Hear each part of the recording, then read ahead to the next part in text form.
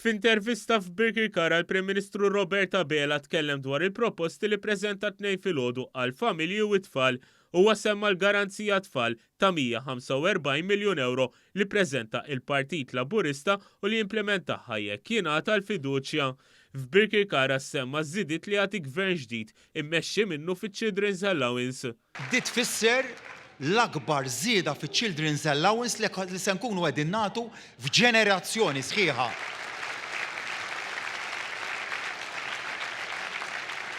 Żieda li jekk ningħataw il-fiduċja se tkun qed tingħata 90 euro fis-sena għal sena 2, 3, 4, 5. Il-Prim Ministru semma messaġġ li rċieva wara li ppreżenta proposta ta' estensjoni tas-servizz tal-IVF bl-aktar teknoloġija moderna. Il-messaġġ kien mingħand raġel li flimkien ma' martu ippruvaw ikollhom wild bl-IVF iżda ma rnexxix u issa se jkollhom immorru barra minn Malta biex jagħmlu dan il-proċess li se jiswilhom eluf ta' euro. Il-Prim Ministru kellu tweġiba għal din il-kopja. Għalli aħna għamilna l-proċess tal-IVF irriżulta f'miscarriage.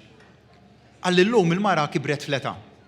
Għalli l-unika mezz kif aħna jista' jkollna tifel jew tifla huwa billi morru barra l-pajjiż għalli bħalissa qed nibbukja għalli ħadd iswini 14,000 euro. U għalli se nagħmel. Għatlu waqqaf il-booking.